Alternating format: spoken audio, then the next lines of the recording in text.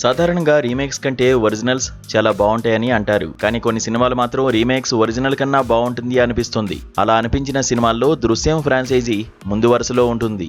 మలయాళ star hero Mohan Lal హీరోగా Jeethu Joseph దర్శకత్వంలో తెరకెక్కిన సినిమా దృశ్యం. ఈ సినిమా అన్ని భాషల్లో రీమేక్ అయింది.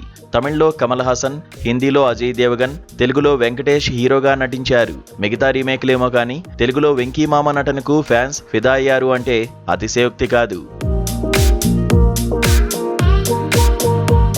మొదటి పార్ట్ మాత్రమే కాదు, రెండో పార్ట్ కూడా వెంకీమామ అదరగొట్టాడు.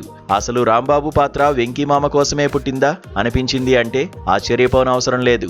కామెడీ, ఎమోషనల్ సీన్స్ లో అయితే వెంకీని కొట్టేవారే లేరు. దృశ్యం 2తోనే ఈ ఫ్రాంచైజీ ఆగిపోతుందేమో అనుకున్నారు. కానీ జీతూ దృశ్యం 3 కూడా ఉందని ప్రకటించినప్పటి నుంచి రాంబాబు ఈజ్ బ్యాక్ అని, ఎప్పుడెప్పుడు వెంకీమామను ఆ పాత్రలో చూద్దామా అని తెలుగు ప్రేక్షకులు ఆసక్తిగా ఎదురు చూశారు.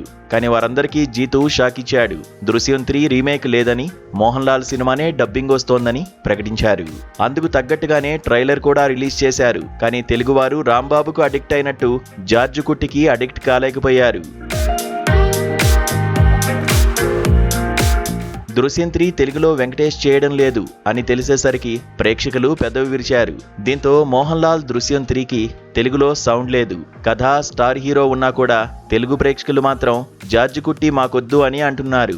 అందుకే ఇప్పటివరకు బుకింగ్స్ ఆశించిన స్థాయిలో జరగలేదని టాక్. దీనికి తోడు మోహన్ లాల్ సైతం డబ్బింగ్ వర్షన్ కి సరైన ప్రమోషన్స్ చేయకపోవడం కూడా ఈ సినిమాకు మైనస్ గా మారింది. అదే దృశ్యం 3 వెంకీమామ రీమేక్ చేస్తున్నాడు అని చిన్న హింట్ వచ్చినా కూడా ఇప్పటికీ ఒరిజినల్ వర్షన్ కూడా ఫ్యాన్స్ క్యూ కట్టేవారు. ఏదేమైనా జీతూ దృశ్యం 3 తెలుగులో డబ్ చేసి తప్పు చేశాడు అని నెటిజన్స్ చెప్పుకొస్తున్నారు. ఇకపోతే దృశ్యం 3 మే 21న రిలీజ్ కానుంది. మరి ఈ సినిమా తెలుగు ప్రేక్షకులను ఎలా అలరిస్తుందో చూడాలి.